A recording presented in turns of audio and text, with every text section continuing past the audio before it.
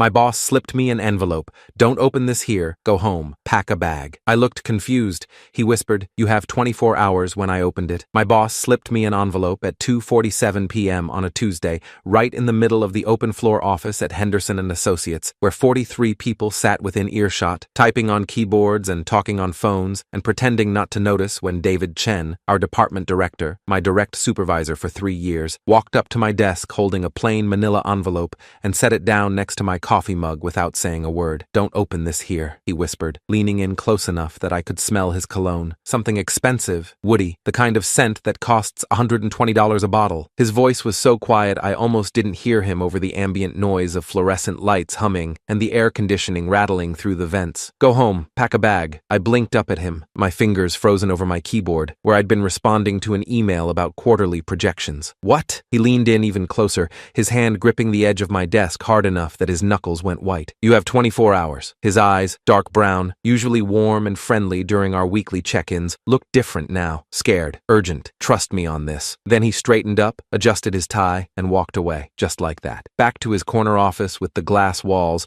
where he sat down at his desk and started typing like nothing had happened, like he hadn't just delivered what felt like a threat or a warning or something I couldn't begin to process. The office buzzed around me, phones ringing, keyboards clacking, my coworker Jessica 2 desks over laughing at something on her screen, someone in the break room running the coffee maker, everything normal, everything mundane, everything exactly as it had been 60 seconds ago before my world tilted sideways. I stared at the envelope. Plain manila, 9x12, nothing written on the outside, sealed with the kind of metal clasp that makes a soft clicking sound when you open it. I held it all day, through 3 more emails, 2 conference calls, a meeting about the Morrison account that I barely participated in because my brain was somewhere else entirely. My palms sweated. The envelope sat on my desk like a bomb, and everyone who walked past my workstation felt like they were staring at it, noticing it, wondering why I hadn't opened it. By 4:47 p.m., 1 hour before end of day, I couldn't take it anymore. I grabbed the envelope, told Jessica I was going to the bathroom, and practically ran down the hallway to the women's restroom on the 3rd floor, locked myself in the handicapped stall, sat on the closed toilet seat with the envelope in my shaking hands, tore it open. Inside was a single piece of paper, white printer paper, the cheap kind we used for internal memos, typed in 12-point Times New Roman,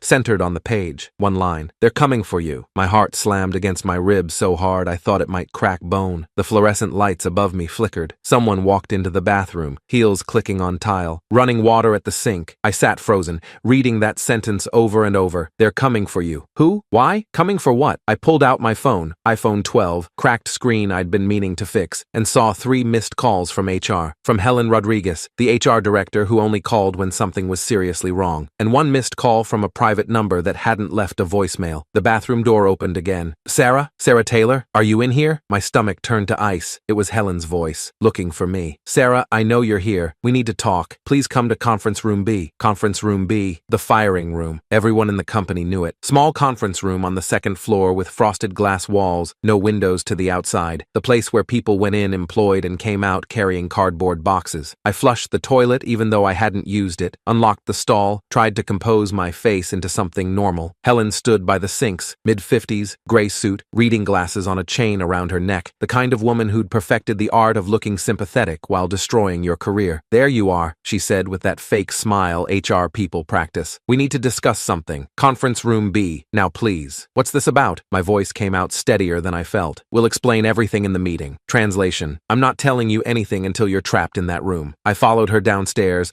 my legs moving on autopilot. Through the office, where people deliberately didn't look at me, everyone knows what it means when HR walks you somewhere, down the stairs, past the water cooler, to conference room B, with its frosted glass and terrible overhead lighting. When I walked in, the whole management team was there. 5 people sitting around the small conference table. Helen Rodriguez at the head, Gary Mitchell from legal wearing his perpetual frown, Christine Park from accounting with her tablet and stylus, Tom Harrison, the VP of operations, and David Chen sitting silently in the corner, still not looking at me. Fake smiles, fake sympathy. The energy in the room like a funeral, where no one particularly liked the deceased. Helen gestured to the empty chair across from her. "Please sit." I sat. The chair was too low, which I was pretty sure was deliberate. Make the person being fired feel small, off balance, powerless. Helen opened a folder, pulled out a stack of papers, positioned them carefully in front of her. "Sarah, thank you for coming. This is a difficult conversation, but I'll get right to it. Due to recent allegations of financial fraud involving client accounts. We're terminating your employment effective immediately. The words hit me like physical objects. What? I actually laughed, this hysterical bark that echoed off the frosted glass. What fraud? I don't even handle client funds. I'm in project management. Helen kept talking in that slow, calm, rehearsed voice HR people use when they're following a script written by lawyers. We've received credible evidence that you've been systematically diverting client funds into a personal account. Over the past 8 months, approximately $43,000 has been misappropriated. This constitutes gross misconduct and potential criminal activity. You're out of your mind. My hands were shaking now,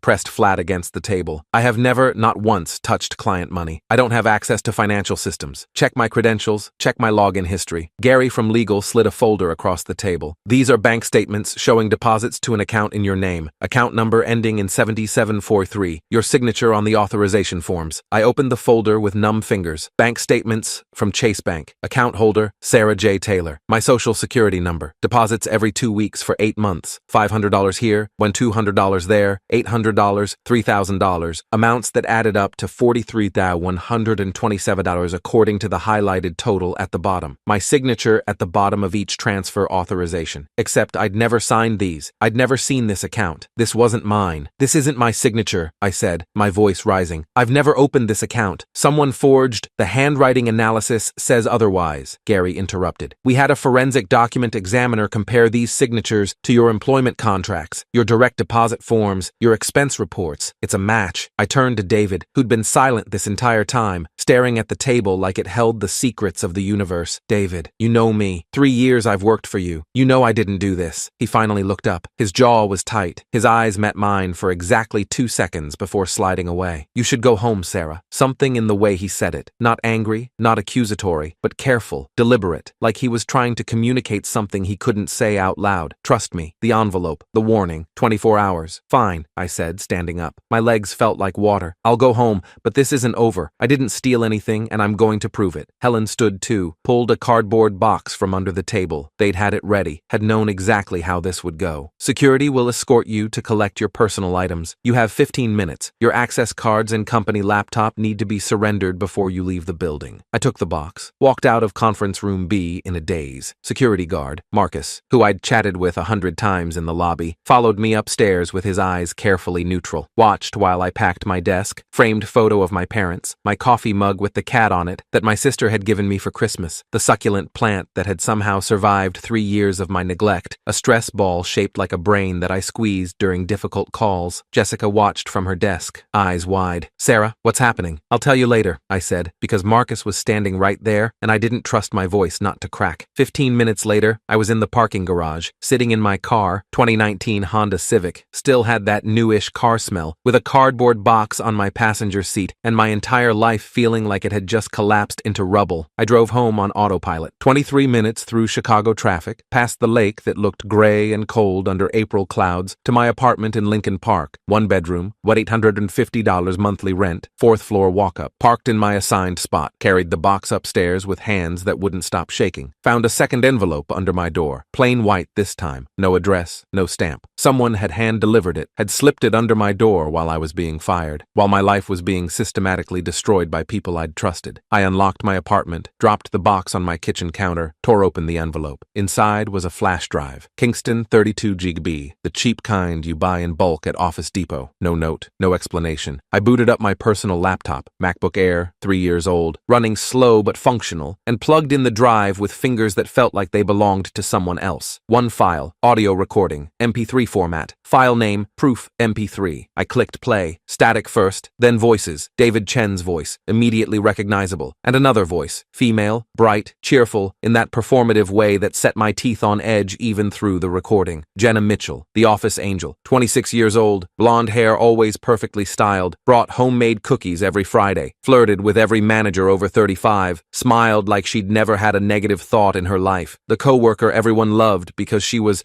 so sweet and so helpful and such a team player. So it's done? Jenna's voice on the recording, laughing, not her professional office laugh, her real laugh, sharp and satisfied. She'll actually take the fall? The documents are perfect, David's voice. I switched the authorization forms last week, used the signatures from her expense reports, scanned them, printed them on the bank forms. By the time anyone looks close enough to notice their forgeries, she'll already be fired. My blood turned to ice in my veins.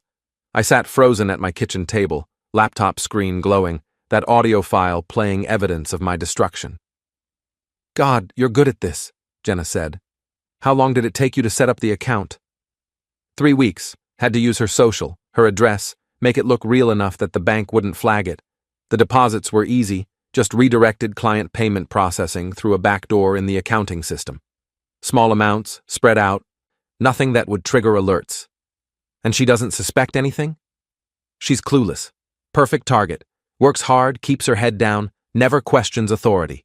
She'll be gone by end of day tomorrow, and I'll have full control of the Morrison account. $2.3 million budget, all the commission, all the credit. What about the money in the dummy account? We split it. $43,000 isn't bad for a few weeks of work.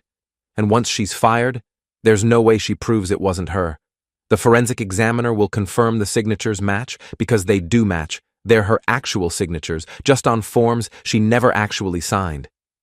Jenna laughed again, that bright, cheerful sound that made my skin crawl.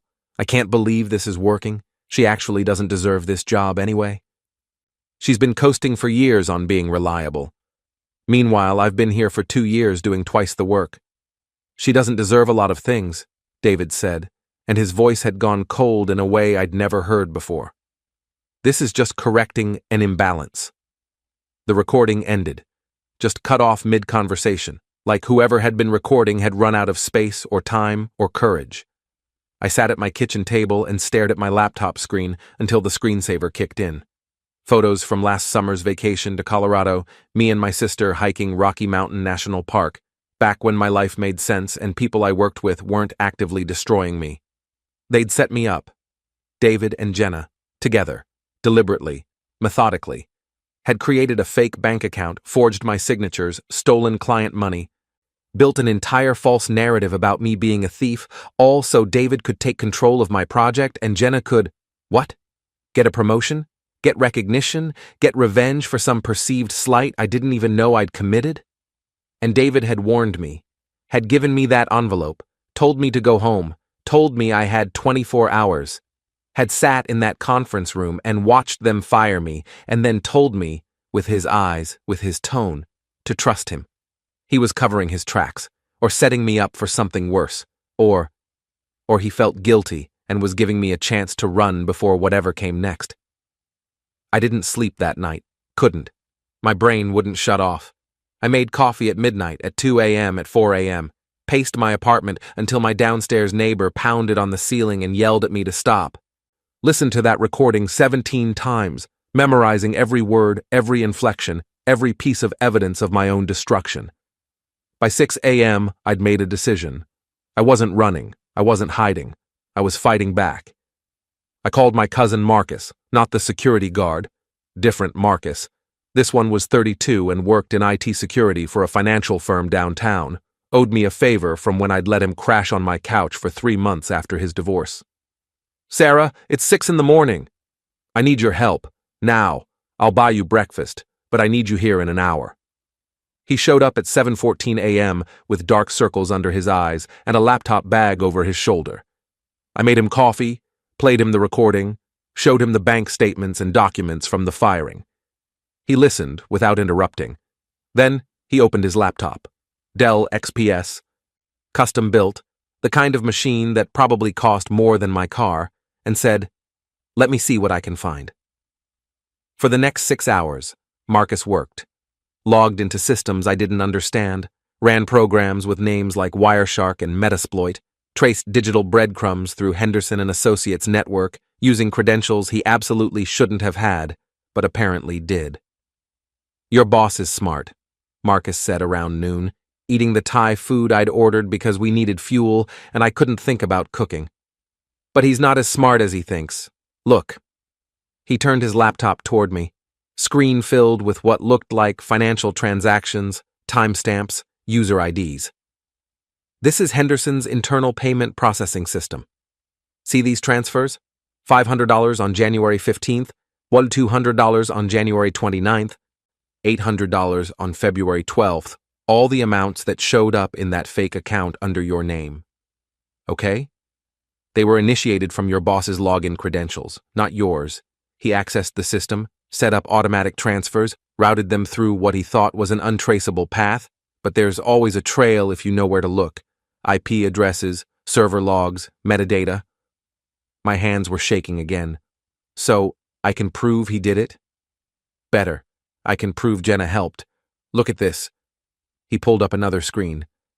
Email exchanges between them going back 8 months. Encrypted, but badly. They were using the company email system to coordinate, which is monumentally stupid. Meet me after work to discuss the ST situation. Phase 2, ready for Morrison account. Signatures confirmed authentic. Forensic examiner won't find discrepancies. ST. Sarah Taylor. Me. They'd been planning this for 8 months. But wait, there's more, Marcus said with a grim smile. Because your boy David isn't just a fraud, he's also terrible at covering his tracks. He didn't just frame you for $43,000. He's been skimming from client accounts for 3 years. Small amounts, spread across multiple accounts, always under the threshold that would trigger automated audits. Total? I'm seeing approximately $340,000. The number hit me like a punch. He stole $350,000? From clients, from Henderson and Associates, and he was going to pin it all on you if anyone ever noticed. You were the fall guy, not just for this one thing, but for everything. I stood up, paced my apartment, looked out my 4th-floor window at Lincoln Park below. People walking dogs and jogging and living normal lives where their bosses weren't sociopathic criminals. What do I do? Marcus closed his laptop. You have evidence now. Recordings, forensic data, email trails. You call a lawyer, get everything documented properly, establish chain of custody, then you burn them down. I called Sarah Chen, no relation to David, despite the shared last name. An employment lawyer I'd met at a networking event 2 years ago. Left a voicemail at 1:47 p.m. explaining I'd been wrongfully terminated and had evidence of fraud. She called back 17 minutes later. Come to my office, now. Bring everything. At 4:30 p.m., I sat in Sarah Chen's office in the Loop, 20th floor, windows overlooking Michigan Avenue, the kind of office that cost $600 an hour and was worth every penny. She listened to the recording. Reviewed Marcus's findings, read the termination documents. This is extraordinarily clear-cut, she said. They committed fraud, forgery, and wrongful termination. The recording alone is damning. Illinois is a one-party consent state, so if someone involved in the conversation recorded it, it's admissible. The financial forensics seal it. What do I do? Monday morning, Henderson and Associates is having their monthly all-hands meeting. Every employee, every manager, the CEO. I know because I've done work with them before. They're predictable. She smiled, sharp and predatory. I think you should attend. I'm fired. Security won't let me in. You're not fired. You're on administrative leave pending investigation of allegations you haven't had the opportunity to refute. That's what I'm going to argue if they try to stop you. And I'll be with you. Monday morning came with spring rain that made Chicago's streets smell like wet concrete and exhaust. I wore my best suit, charcoal gray, the one I'd bought for my last promotion that now felt like it belonged to a different life. Met Sarah Chen in the lobby of Henderson and Associates at 8:47 a.m. Ready? She asked. No, but let's do it anyway. The all-hands meeting was in the large conference room on the 5th floor, space for 80 people, projector screen at the front, CEO James Henderson standing by the podium looking grim. The room was already full when Sarah and I walked in. People turned, stared, whispered. David Chen saw me and his face went white. Jenna Mitchell was sitting 3 rows back, perfectly styled as always, and when our eyes met, she smiled that bright, false smile before it faltered. Security started toward us, but Sarah held up her hand, showed her attorney credentials. My client has a right to address allegations made against her character and professional reputation. If you'd like to forcibly remove her, I'll be filing an additional lawsuit for violation of her rights. James Henderson looked confused. What's going on? Sarah Taylor? You were terminated last week. Wrongfully, I said. My voice carried across the room, steady and clear. But before you continue your meeting about the serious breach of trust you mentioned in your company-wide email this morning, you might want to hear what I have to say. Henderson looked at Helen Rodriguez from HR. She shrugged helplessly. 5 minutes, Henderson said. Then security removes you. I walked to the front of the room, pulled out my laptop, connected it to the projector system. Sarah stood beside me, her presence a promise that everything I was about to do was legal and protected. My name is Sarah Taylor. I worked in project management for 3 years. Last Tuesday, I was terminated for allegedly stealing $43,000 from client accounts. I pulled up the first slide, bank statements showing the fake account. These documents were presented as proof. My signature, my social security number, my account. Murmurs through the room. David was staring at his shoes. Jenna had stopped smiling. Except I never opened this account. Someone forged my signatures, used real signatures from my expense reports and scanned them onto fake bank documents. Next slide. The forensic comparison Marcus had prepared, showing how the signatures were identical because they were literally photocopied. This isn't sophisticated forgery, it's copy-paste. Louder murmurs. Henderson was leaning forward now, paying attention. The person who did this was very careful, covered their tracks, used my credentials, my information, built a perfect case against me. I paused. But they made one mistake. They told someone about it. I hit play on the audio file. The recording filled the room. David and Jenna's voices, clear and damning, discussing how they'd framed me, how they'd forged documents, how they'd stolen money and planned to make me take the fall. The room erupted. People standing, exclaiming, pointing at David and Jenna. Henderson's face went from confused to furious in the space of 3 seconds. Wait, David stood up. That recording is fake. It's edited. You can't. It's authenticated, Sarah said calmly. Forensically verified by 2 independent experts. And before you claim it was taken out of context, we have the full 18-minute recording and written transcripts. I pulled up the next slide. Marcus's financial analysis. But that's not all. Because while David Chen was busy framing me for $43,000, he was actually stealing $340,000 from Henderson and Associates over 3 years. Small transfers from client accounts, always under $5,000 to avoid audit triggers, routed through shell accounts, converted to cryptocurrency, then back to cash. Silence now. Complete, total silence. Henderson grabbed the podium like he needed it for support. How do you have this information? Forensic IT analysis. All of it documented, time-stamped, ready for law enforcement review. I looked directly at David. You were good, but not good enough. Security was moving now, but not toward me. Toward David and Jenna. Henderson had given them a signal. Subtle, just a nod, but clear. No, wait, this is entrapment. She can't just... Jenna stood up, tried to push past people in her row. Sit down, Henderson said, his voice like ice. Both of you, don't move, don't speak. Security, ensure they stay until the police arrive.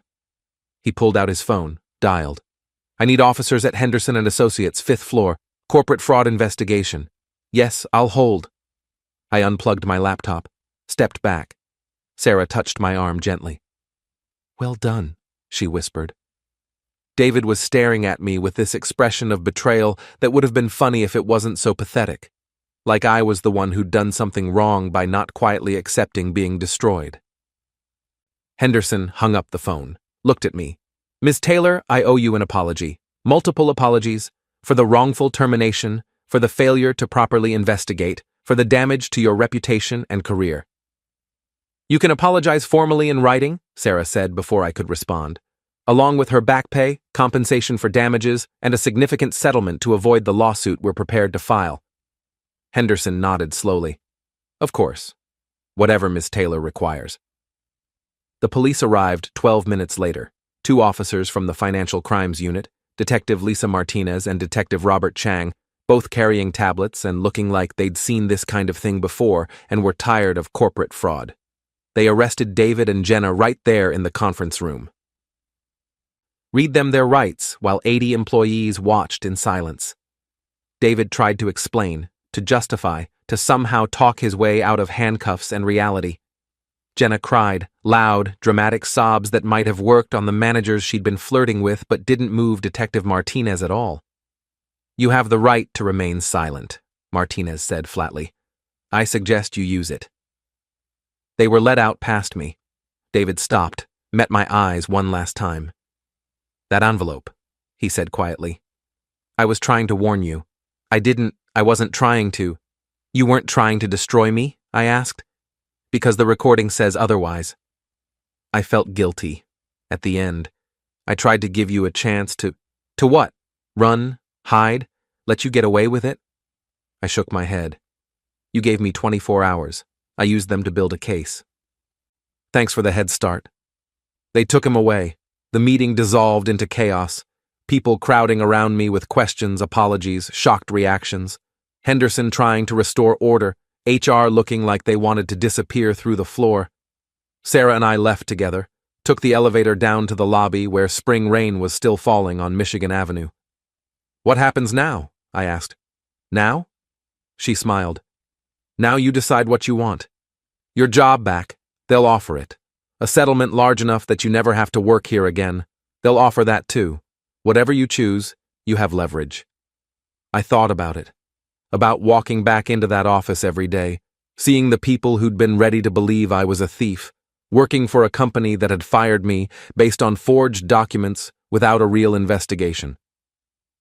I want the settlement, I said, and a reference letter so glowing it could light up Chicago, and I want them to admit publicly that I was wrongfully terminated. Done, Sarah said. I'll have the terms drafted by end of day. 3 weeks later, I received a check for $280,000, 6 months severance, back pay, damages, and a confidentiality agreement I didn't sign because I wanted the right to tell my story. Henderson and Associates issued a company-wide memo acknowledging the wrongful termination and apologizing for the failure in our verification processes. David and Jenna were both charged with wire fraud, identity theft, and embezzlement. David pleaded guilty 6 months later, got 4 years in federal prison. Jenna took a plea deal, 18 months and restitution. They both lost their careers, their reputations, their futures. I got a new job. Better company, better pay, better boss who actually respected me instead of framing me for crimes. Started therapy to deal with the trust issues and the nightmares where I opened envelopes and found accusations I couldn't disprove. A year later, I was sitting in my new apartment, nicer neighborhood, bigger space, no more 4th floor walk-up, when I got an email. From David, prison email system, monitored and logged and probably read by a dozen officials. I'm sorry, it said. I know it doesn't matter now. I know you won't forgive me. But I am sorry. I was desperate. The gambling debts, the pressure, the feeling like I'd never be successful enough. It doesn't excuse what I did. The envelope was the only decent thing I did in that whole nightmare. I thought if I warned you, maybe you'd run, and I could at least tell myself I'd tried to minimize the damage. But you didn't run. You fought. You won. And you deserve to win. I hope you're doing well. I hope you never think about me again. David. I read it once. Then I deleted it. Some apologies come too late. Some damage can't be undone with words in an email sent from a prison in rural Illinois. Some betrayals are too calculated, too complete, too thorough to forgive. But I'd won. I'd taken his 24-hour warning and turned it into ammunition, had used his guilt against him, had exposed his crimes, had ensured that everyone who'd been ready to believe I was a thief now knew the truth. The envelope he'd slipped me had said, "They're coming for you." He'd been right. They had come, but I'd been ready, and when it was over, I was the one still standing.